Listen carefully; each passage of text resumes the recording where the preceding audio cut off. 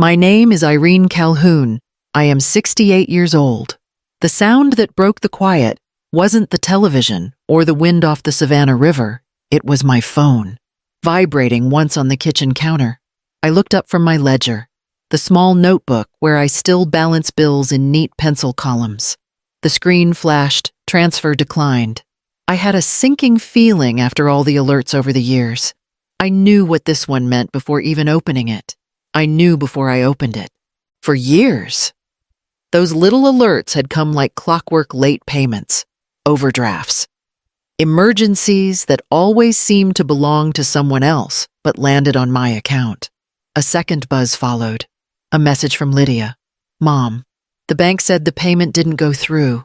Can you check? She didn't say please. She never did anymore. I set the phone face down beside my cup of tea. The mint steam drifted upward, curling into the amber light above the table.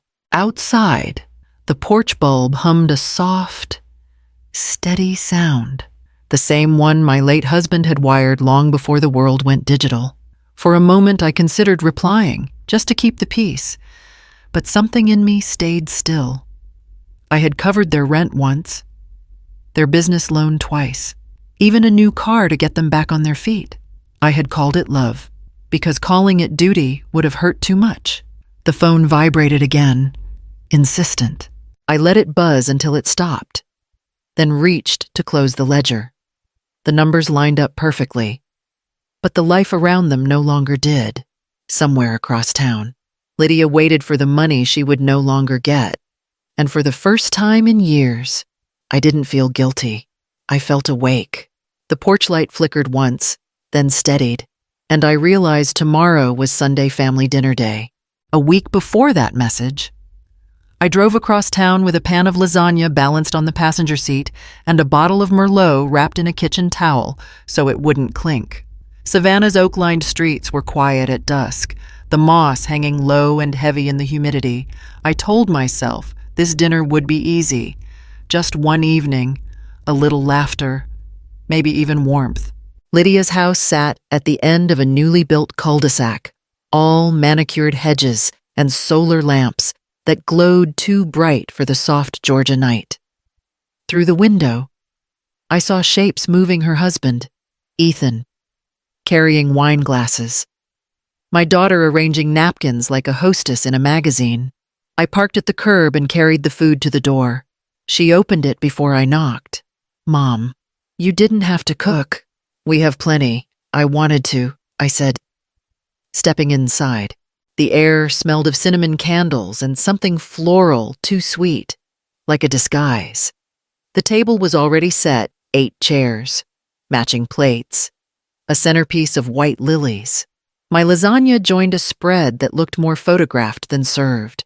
Lydia fluttered around, greeting her cousins, laughing at something Ethan whispered. I sat near the end of the table, occupying the familiar seat that always reminded me I was expected, but not fully seen. Dinner began with polite noise. Conversations layered over each other like wallpaper, business updates, vacation plans, which caterer would handle the upcoming family reunion in Hilton Head. Lydia's voice floated above it all, confident, bright. I listened, smiled when expected, and cut my food into small, careful pieces. When the room quieted, I spoke softly.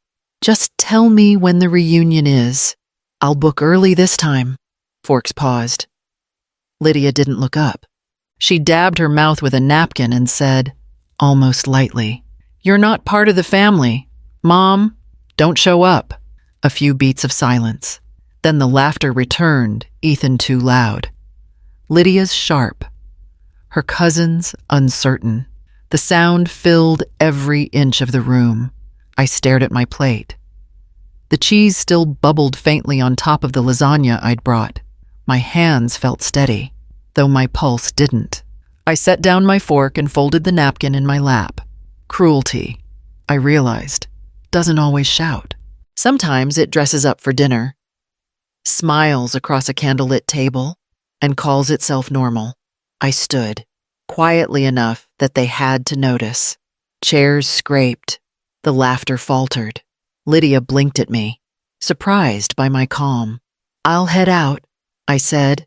"Enjoy the meal." The night air outside was cool and smelled faintly of rain. Behind me, laughter started again, softer this time, like they couldn't bear a moment of silence. I walked toward my car, the bottle of wine still unopened in my bag. I didn't say another word after stepping off that porch. The air outside carried that Savannah heaviness, the kind that settles on your shoulders like damp fabric. Streetlights flickered through the trees, catching the edges of the moss that swayed in the low branches.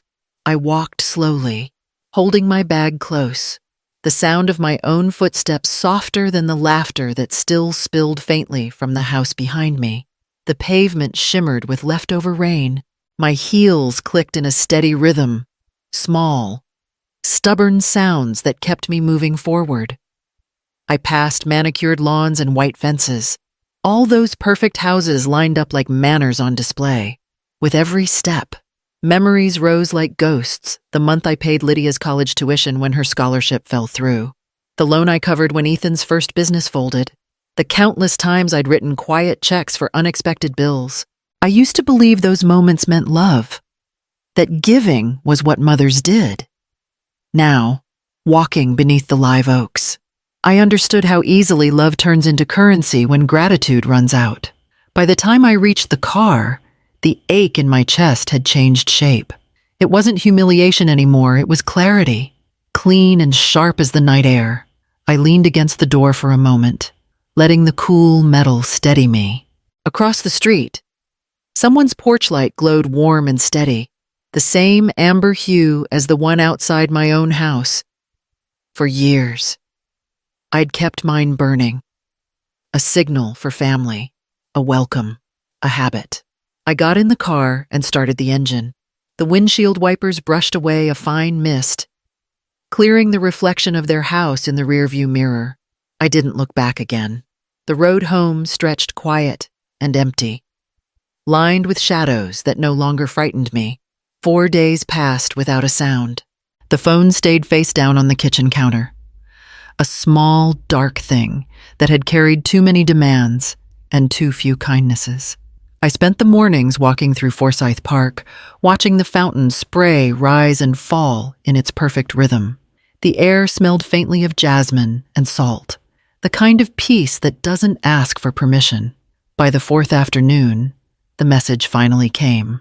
"Mom, the transfer from your account didn't go through again. The bank says the account's closed. Can you check? We need it for the suppliers this week." The words were clipped, hurried, the tone of someone who had never learned to ask but always expected to receive. I read it twice. My thumb hovered over the screen as I thought about all the emergencies I had answered before, when Lydia and Ethan bought furniture they couldn't afford, when their power was about to be shut off, when they called in tears about timing issues. Every crisis had felt urgent, and every time I had solved it, they'd promised things would change. I typed one short message: "That account is closed. Handle your own bills." Then I pressed send, felt the small vibration under my fingertip, and set the phone down beside the teapot.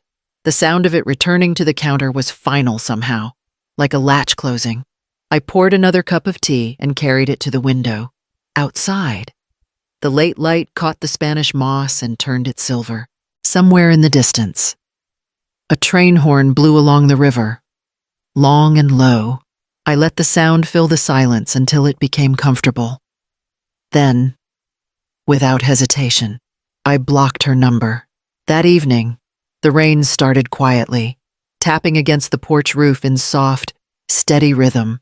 I turned off the lamp in the living room and walked to my desk by the window. The drawer slid open with that familiar wooden sigh, and there they were, my folders. Years of neat columns, bank printouts, notes in pencil, orderly, calm, deceptive. I laid them out one by one, the paper cool under my fingers. The dates went back farther than I expected. There was the first transfer, $200 for Lydia's apartment deposit after college, then $800 for car repairs, then a few thousand when Ethan's marketing company hit a slow quarter. Each page told a story I already knew but had never dared to read in full. I used a yellow highlighter, drawing thin lines across every amount. Under the soft desk light, the ink turned gold, almost beautiful, like something worth celebrating instead of regretting. But the more I marked, the more the glow looked like a bruise. I remembered the phone call the day Ethan's first venture fell apart. Lydia had cried so hard she could barely breathe, begging for just a small loan. I had said yes before she finished the sentence, afraid that saying no would make me a bad mother. It had been so easy back then, one quick transfer, one quiet rescue. It felt like love, or at least the closest version I knew how to give. But sitting there now, I saw the pattern with painful clarity. It wasn't generosity anymore. It was maintenance and endless repair of something that refused to stay whole. Every check I'd written had bought another month of silence, another chance for her to forget that I, too, could break. Outside, lightning flickered beyond the trees. I paused and watched the reflection of the yellow lines on the window pane. They glowed faintly against the dark, a constellation of small mistakes disguised as kindness. I stacked the papers neatly, pressing the edges flat. The numbers no longer frightened me. They told the truth better than words ever could. I whispered to the empty room. That's enough. The rain answered softly, washing against the porch steps, as if the whole house exhaled with me. The next afternoon, the rain had not stopped. It came in waves, sometimes light and misty, sometimes heavy enough to rattle the old window panes. I made a pot of coffee and sat in my armchair, watching the street blur behind the rain. The quiet had begun to feel like company. Then came the sound of tires on wet gravel. A familiar gray SUV pulled into the drive, headlights cutting through the curtain of rain. I didn't have to move to know who it was. Lydia stepped out first, her hair plastered to her cheeks, followed by Ethan holding an umbrella they didn't bother to open. The first knock was sharp, the second louder. "Mom," she called, her voice muffled through the wood. "We just need to talk." "Please." I stared at the mug in my hand. The coffee had cooled, a thin film settling on the surface. The house smelled faintly of cedar from the candle I'd lit earlier. For a moment, I thought about standing up, opening the door, smoothing everything over like I always had. But the thought passed as quickly as it came. The knocking grew harder. "You can't just ignore us," Ethan shouted. "You've made things worse." I stayed seated, my breath even. The sound of their voices mixed with the rain, one long, frustrated rhythm. When Lydia's tone cracked, I felt the ache of habit, years of wanting to comfort her, but it no longer ruled me. After a while, the noise faltered. The porch creaked as they stepped back. I heard the slam of a car door, the grind of tires reversing too fast. Through the window, their SUV's taillights flared red against the puddles before fading down the street. The rain softened again, tapping against the roof like fingers keeping time. I set my cup on the table and let the silence spread through the house, thick and steady. It didn't feel cold or empty. It felt earned. Outside, the porch light flickered once in the drizzle and then steadied, the small circle of glow reaching the edge of the steps. I watched it a long time, breathing in the calm that came from finally staying seated when the storm knocked. By morning, the rain had cleared, leaving the air damp and heavy with the smell of wet earth. I opened the windows to let the breeze move through the house and sat at my desk with a fresh cup of coffee. The calm felt earned like silence after a long sermon. The phone rang around noon. The number was unfamiliar but local. I almost let it go to voicemail, but something habit maybe made me answer. "Mrs. Calhoun," a polite male voice asked. "This is Thomas Reed from Coastal Bank. I'm calling to verify your co-signature on the Bennett Design business loan." For a second, I thought I'd misheard him. I'm sorry. What loan? The Bennett design loan, he repeated gently, as if explaining something obvious. We just need confirmation that this is your signature before final processing. My hand went cold around the receiver. I didn't sign anything, I said, my voice tight. A pause. Then, ma'am, we have a scanned copy of the agreement for you to review. He promised to email a scanned copy within the hour. I thanked him, though the word felt strange in my mouth. When the call ended, the quiet in the room changed. It wasn't peace anymore. It was a pulse. I refreshed my inbox until the message appeared. Attached was a single document. Loan agreement. Bennett Design Group. My name sat beneath Lydia's, written in the same careful cursive I'd used for years, but the strokes trembled, uneven, copied. Whoever had done it had tried too hard to be perfect. I stared until the page blurred, the coffee beside me untouched. My first thought wasn't anger. It was disbelief, the kind that wraps itself in sorrow before the shock arrives. When it did, I opened a new message and forwarded the file to Evelyn Shore, a friend from church and a quiet, capable attorney, within minutes. She replied, Irene, don't worry. Keep calm. We'll fix this quietly. The word quietly stayed with me. It wasn't just about legal discretion. It was a language I already spoke. I printed the forged page and laid it beside my old folders. The real signatures looked firm, practiced, alive. The new one looked borrowed, like the last trace of trust, pretending to still mean something. 2 weeks passed before I heard from Evelyn again. The mornings had grown warmer, the air heavy with magnolia bloom. I spent most of my days in the garden, trimming back the overgrown jasmine and letting my mind rest. The waiting didn't feel anxious. It felt deliberate, like the pause before a door finally closes. That afternoon, I was kneeling by the rose bush when my phone buzzed. One short message from Evelyn appeared on the screen. It's done. I sat back on my heels, reading it twice. The words didn't shout. They settled quietly, the way truth does when it no longer needs permission. Lydia and Ethan had been served that morning, right in the middle of a client meeting at their office downtown. Evelyn had described how the man from the courier service walked in with the official envelope, calm and professional, as if handing over an ordinary package. The staff had watched. No one said a word. I didn't need to see it. I could imagine the silence that followed, the way shock hangs in a room before pride finds something else to do. Inside my house, the clock ticked in its steady rhythm. I opened the window, and the air moved in warm, floral, clean. Somewhere beyond the trees, a mockingbird sang the same 3 notes it had practiced all spring. I leaned against the sill and listened until the sound folded into the rest of the quiet. For the first time in years, nothing waited to be paid, explained, or fixed. The weight that had followed me from one ledger to another, from one apology to the next, finally lifted. I closed the window halfway, leaving it open just enough for the breeze to stay. Then I made tea, not because I needed comfort, but because I finally had the time to taste it. Summer came early to Savannah that year.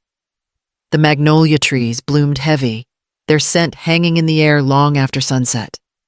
I spent my mornings at the market, buying peaches and fresh bread, my afternoons at the library volunteering with the reading group. The house felt lighter somehow, not because anything had changed inside it, but because I finally had. One afternoon, as I was sorting mail at the kitchen table, I found an envelope with familiar handwriting, Lydia's. I sat for a moment before opening it, the edge of the paper soft beneath my thumb. Inside was a single sheet. We're selling the house. Nothing else. Ethan's name wasn't mentioned. No plea, no explanation, just a decision made without me. Only a decision stated like a weather report.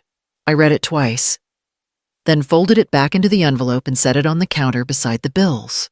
For a long time, I just listened to the tick of the wall clock, to the cicadas starting up outside, to the small pulse of my own breathing. There was no anger left. Only an odd stillness. The kind that arrives when the storm has done all it can.